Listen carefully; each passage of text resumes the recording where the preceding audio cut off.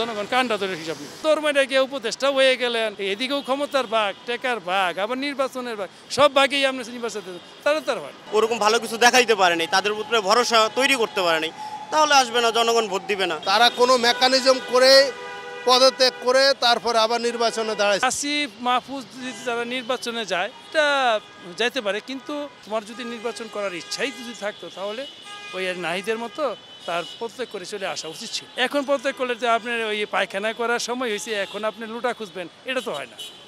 11th আওয়ারে কোনো কিছু সিদ্ধান্ত নেবেন, সেটা তো হবে না। আপনার যদি আপনার জনপ্রতিনিধিত্ব নির্বাচন করার উচিত ছিল, তাহলে আপনি নিরপেক্ষ স্থানে আমরা যাওয়া উচিত ছিল। নাই তো সে 1 বছর আগেই করে ফেলেছে। তো উনি করবেন আর কবে হইব, পোলা ডাকবো বা মিটবো পরে মনের সাথে, এই সমস্ত কথা মানুষ কথা কয়ে বোলানো যাবে। মানুষকে গোজামিল দিয়ে কোনো কিছু বোলানো যাবে। নিজস্ব ব্যক্তিগত ইচ্ছা, সে যে যার খুশি যাইতে যেতে, জামাতেও যাইতে পারে, বিএনপি যাকে এটাকে আমি তার খেতে রাখবেন, কি জনগণকে এটা তো তার ব্যক্তি স্বাধীনতা। সে কার সাথে যাবে, সে একা করবে, এটা তার ব্যক্তি স্বাধীনতা। আপনি ধর্মের গিয়ে উপদেষ্টা হয়ে গেলেন, ধর্মের গিয়ে আপনি সব কিছুর সব সময় সব কিছুর ভাগ নিবার চাইতেছেন, এদিকেও ক্ষমতার ভাগ, টেকার ভাগ, আবার নির্বাচনের ভাগ, সব ভাগেই আপনি নিবার চাইতেছেন, তার হয়। তদন্ত করবেই, হওয়া উচিত, এরকম সব প্রত্যেকেরই হওয়া উচিত। এবং ইউনূস স্যারের বেলা হওয়া উচিত যে উনি 2 বছর ক্ষমতা থাকা অবস্থায় কোনো দুর্নীতি, কোনো স্বজনপ্রীতি কোনো কিছু করছে, এখানে ক্ষমতা উপহার কোনো কিছু করছে, তাই সব সরকারের আমাদের জবাব দিয়ে আসতে হবে, তাহলে সবাই ভয় পাবে। এটা একটা রুটিন চালু হয়ে যাবে যে না, আমি ক্ষমতা থাকলে কোনো কিছু করলে, ক্ষমতা থেকে গেলে জনগণ কান্ডা ধরে হিসাব নেই। আমরা তো সাধারণ মানুষ, এইসব বিষয়ে আমাকে কথা না বলে ওইরকম বাকলো। তারা যদি মনে করে যে এইখান থেকে পদত্যাগ করে নির্বাচনে ভালো কিছু দিতে পারবে, আর সবাই যদি চায় তারা নির্বাচনে আসুক, তাদের জনগণের ভোট দিয়ে তাদের ওরকম একটা জায়গা তৈরি করুক, তাহলে ভালো। দেশের জন্য ভালো করলে, দশের জন্য ভালো করলে এটা ভালো হবে।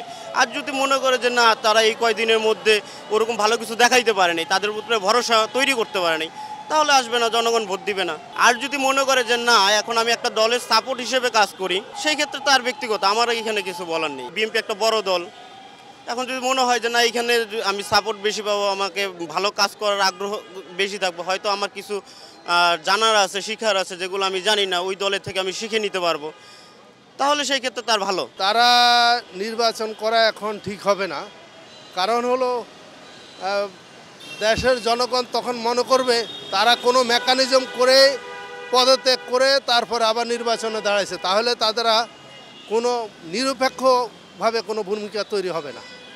এটাই জনগণ ভাববে যে না, তারা কোনো মেকানিজম করছে, সুতরাং তারা নির্বাচনে আসা ঠিক হবে না। তারা যদি বিভিন্ন রকম দলের সাথে লিয়াজও করে আসে, তাহলে তাদের নিজের ব্যক্তিত্বটা হারাবে, তাদের নিজের সক্রিয়তা হারাবে, তারা যে জনগণের কাছ থেকে যে গ্রহণযোগ্যতা পেয়েছে ওইটা হারাবে। নির্বাচন গণতান্ত্রিক একটা ব্যবস্থার একটা মূল ধারা। নির্বাচন না হলে গণতন্ত্র পূর্ণতা পায় না।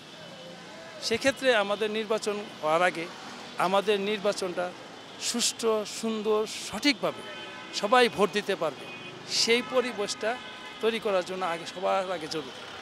সেই পরিবেশটা যদি নিশ্চিত হয়ে যায়, তাহলেই আমরা ভোট দিতে পারবো, যে আমার উৎসবমুখ পরিবেশে আমরা ভোট দিতে পারবো, আমরা নির্বাচন করতে পারবো, আমরা জনপ্রতিনিধি নির্বাচন করতে পারবো। চাই যে একটা ফেয়ার ইলেকশন হোক, যেটা দেশের জন্য, দশের জন্য, সবার জন্যই সমান হোক, যাতে সবাই একটা খুশি হয়। আমরা দেখেছি বিগত অনেক বছর যাবৎ যে সাধারণ জনগণের মনের মতো কোনো ভোট হয়নি। এখন যে আমরা সবাই সাধারণ জনগণ বাংলাদেশের যে চাচ্ছি, যে আমরা একটা আশাবাদী যে এই বছর এবারে আমরা সুষ্ঠু একটা নির্বাচন দেখতে পারবো। তো সেই ক্ষেত্রে আমি আশা করি যে ইনশাল্লাহ এবার সুষ্ঠু একটা নির্বাচন হবে। আমাদের দেশে অনেক দিন যাবত তো নির্বাচন হয় নাই, যা হয়েছে নাটকের মতো নির্বাচন হয়েছে।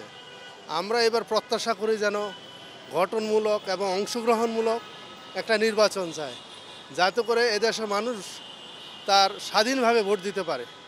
এটুকুই আমরা চাই, এইভাবে প্রত্যাশা চাই যে বর্তমান সরকার যেন অংশগ্রহণমূলক এবং গঠনমূলক কোনো নির্বাচন দিতে পারে, এটুকুই আমরা প্রত্যাশা।